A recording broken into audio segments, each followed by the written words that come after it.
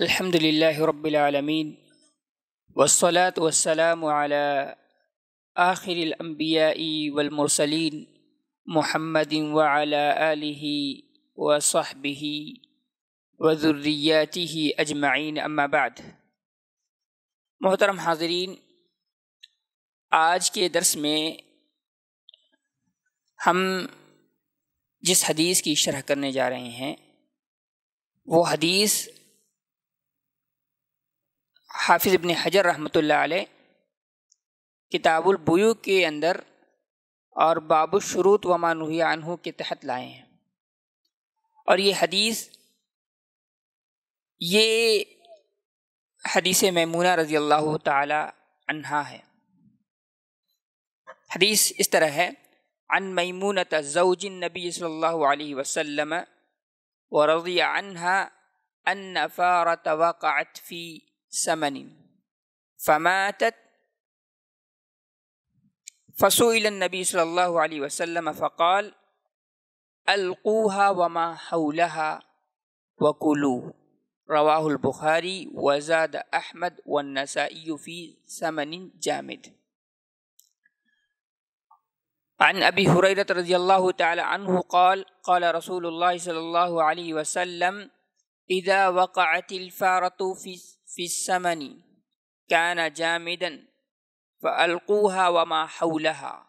وإن كان مائعا فلا تقربوه،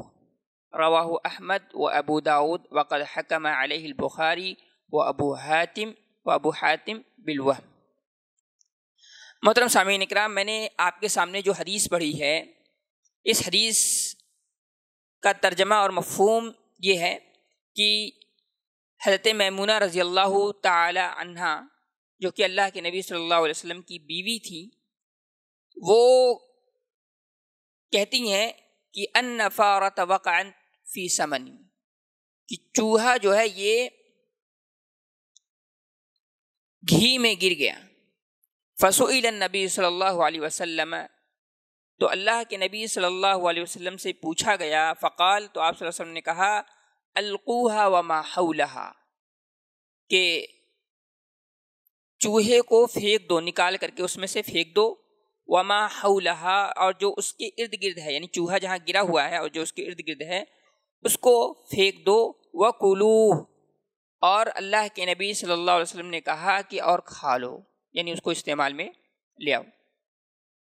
کہتے ہیں اس حدیث کو بخاری نے روایت کیا ہے، اور امام احمد رحمۃ اللہ علیہ اور نسائی رحمۃ اللہ علیہ نے اضافہ کیا ہے فی سمن جامد، یعنی سمن جامد کا اضافہ کیا ہے۔ دوسری روایت یہ حضرت ابو ہریرہ رضی اللہ تعالی عنہ کا ہے، وہ کہتے ہیں کہ اللہ کے نبی صلی اللہ علیہ وسلم نے کہا، اذا وقعت الفارة فی السمن، کہ جب چوہا گھی میں گر جائے، کان جامدا فالقوها وما حولها، اور وہ گھی جامد ہو، سوکھا ہوا ہو، ڈرائی ہو، ٹھیک ہے، فالقوها وما حولها، تو چوہے کو بھی پھینک دو اور اس کے ارد گرد جہاں چوہا گرا ہوا ہے اس جگہ کو بھی تھوڑا سا خروچ کر کے اس کے نکال کر کے پھینک دو۔ وَإِن كَانَ مَائِعًا، اور اگر وہ گھی مائع ہو، یعنی لیکوڈ ہو، لیکوڈ فارم میں ہو، کہہ رہے ہیں فلا تقربو، تو اس کے قریب نہ جاؤ۔ اس حدیث کو امام احمد رحمۃ اللہ علیہ نے روایت کیا ہے، اور امام ابو داؤد رحمۃ اللہ علیہ نے روایت کیا ہے، اور اس پر امام بخاری رحمۃ اللہ علیہ نے اور ابو حاتم الرازی رحمہ اللہ نے وہم کا حکم لگایا ہے۔ خلاصہ کلام یہ ہے کہ یہ حدیث جو حضرت ابو ہریرہ رضی اللہ تعالیٰ عنہ کی جو اخیر میں آپ کے سامنے پڑھی گئی ہے، یہ حدیث صحیح نہیں ہے۔ رہی بات حضرت میمونہ رضی اللہ تعالی عنہا والی روایت، جس میں وہ کہتی ہیں کہ چوہا گھی میں گر گیا تو اللہ کے نبی صلی اللہ علیہ وسلم سے پوچھا گیا، تو اللہ کے نبی صلی اللہ علیہ وسلم نے کہا کہ چوہے کو پھینک دو اور جو اس کے ارد گرد ہے اس کو بھی کھرچ کے پھینک دو اور اس کو استعمال میں لا لو، کھا لو۔ تو یہ حدیث صحیح ہے۔ اور بعد والی روایت جو حضرت ابو ہریرہ رضی اللہ تعالیٰ سے روایت ہے، کہا اس میں ہے کہ اگر گھی جو ہے سوکھا ہوا ہو تو اس کو چوہے کو پھینک دو، اس کے ارد گرد کھرچ کر کے پھینک دو، لیکن اگر وہ لیکوڈ کی فارم میں ہو تو ایسی صورت میں اس کو استعمال میں نہیں لانا ہے۔ یہ حدیث صحیح نہیں ہے۔ تو پہلی جو حدیث ہے حضرت میمونہ رضی اللہ تعالی عنہ والی روایت، اس میں ایک نقطہ یہ ہے کہ گھی میں اگر چوہا گر جائے تو چوہا یہ فواسق میں سے ہے، اس کا حکم یعنی اللہ کی شریعت نے ہماری اس کو مارنے کا حکم دیا ہے، چاہے یہ چوہا آپ کو حرم میں ملے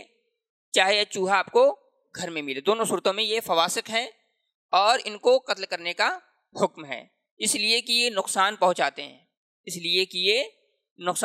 ہیں، تو دونوں صورتوں میں چاہے یہ نقصان پہنچائیں یا نفع پہنچائیں،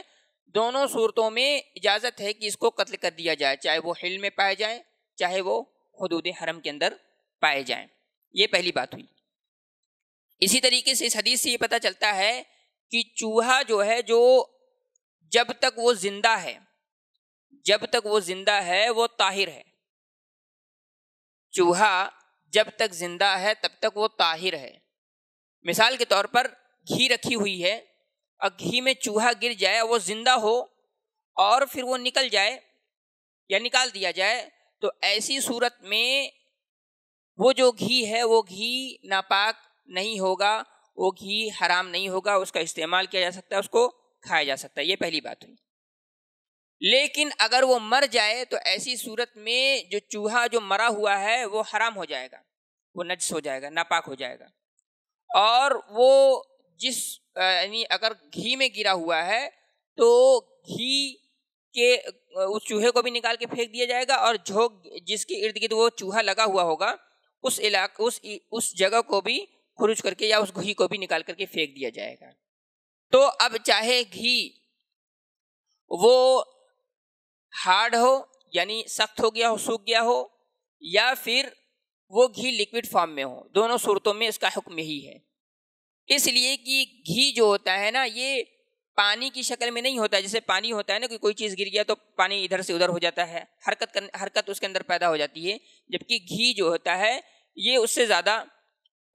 تھوڑا سا سخت ہوتا ہے، تھوڑا موٹا ہوتا ہے، گاڑھا ہوتا ہے۔ تو اگر چوہا چاہے، جو صحیح بات ہے وہ میں آپ کے سامنے رکھ رہا ہوں کہ چوہا گھی میں گر رہا ہے، گھی چاہے وہ ڈرائی ہو یا پھر لیکوڈ فارم میں ہو، دونوں صورتوں میں چوہے کو نکالا جائے گا، اور چوہا مر جاتا ہے، اگر زندہ ہے تو کوئی مسئلہ نہیں، اگر چوہا مر گیا ہے تو اس کو وہ جو خروج کر کے اس کو چوہے کو بھی پھینک دیا جائے گا، اور جو اس کے ارد گرد ہوگی اس کو بھی نکالا جائے گا، چاہے وہ گھی سوکھا ہو یا پھر وہ گھی لیکوڈ فارم میں ہو، دونوں صورتوں میں۔ یہ پہلی بات ہوئی۔ لیکن اگر وہ زندہ ہے، نکالنے کے بعد بھی وہ زندہ ہے، تو پھر کوئی حرج کی بات نہیں ہے۔ رہی بات دوسری حدیث جس میں تقسیم ہے کہ اگر گھی جو ہے وہ ڈرائی ہو تو وہ چوہے کو نکالا جائے گا، اس کے ارد گرد جو ہے گھی کو بھی نکالا جائے گا، اور اگر وہ لیکوڈ فارم میں ہے تو کیا کیا جائے گا، اس کو الگ کر دیا جائے گا، یعنی لیکوڈ فارم میں ہے تو اس کو پورا کو گرا دیا جائے گا یا اس کو استعمال میں نہیں لایا جائے گا۔ یہ حدیث اصلاً صحیح نہیں ہے، صحیح بات وہی ہے جس کا بیان ہوا ہے۔ اب ہم کچھ مسائل ہیں جو اس سے مستفاد ہیں اس حدیث سے، میں وہ آپ کے سامنے رکھتا ہوں۔ اس حدیث سے یہ پتہ چلتا ہے کہ اذا زال الاذى زال حکمہ، یعنی کوئی چیز ہے جس میں ضرر ہے، جس میں نقصان ہے، اور وہ ضرر وہ نقصان اس سے دور کر دیا جائے تو پھر وہ اس چیز کا استعمال کرنا، یعنی ضرر کی وجہ سے جس پر حکم لگتا ہے کہ اس کو استعمال نہیں کر سکتے، پھر اباحت کا حکم لوٹ آئے گا۔ مثال کے طور پر گھی ہے، گھی کے اندر چوہا گر گیا، چوہا مر گیا، تو ظاہر ہے یہ ضرر ہو گیا کہ نہیں ضرر ہو گیا۔ تو اب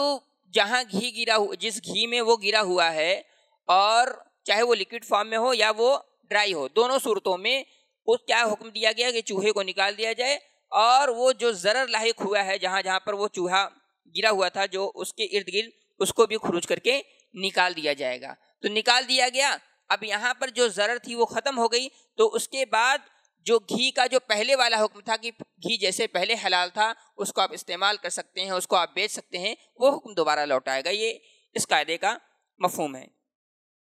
اسی طریقے سے دوسری اہم بات، ان المائعات لا تتنجس الا بالتغیر، کہ اگر کسی بھی لیکوڈ چیز میں، چاہے وہ دودھ ہو، چاہے وہ تیل ہو، چاہے وہ اور بھی دوسری چیزیں ہوں، اور یا گھی ہی کیوں نہ ہو، اگر اس میں چوہا یا کوئی جانور گر جاتا ہے، وہ جانور مر گیا اس میں، تو ایسی صورت میں وہ جو لیکوڈ فارم میں جو چیز ہے وہ حرام نہیں ہوگی، ناجائز نہیں ہوگی، ناپاک نہیں ہوگی،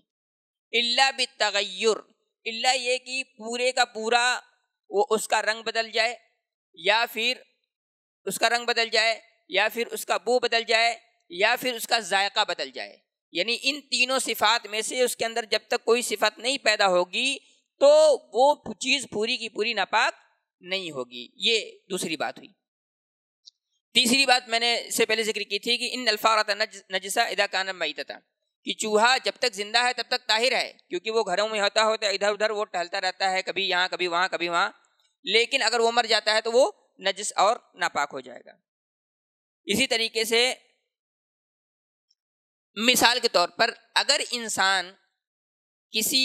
لیکوڈ فارم میں جو کوئی چیز ہے اس میں اگر چوہا گر جاتا ہے یا ڈرائی ہے، انسان کبھی کبھار ایسا ہوتا ہے کہ ناپسند کرتا ہے، اس کو کھانے میں، اس کو استعمال کرنے میں بڑی کراہت ہوتی ہے،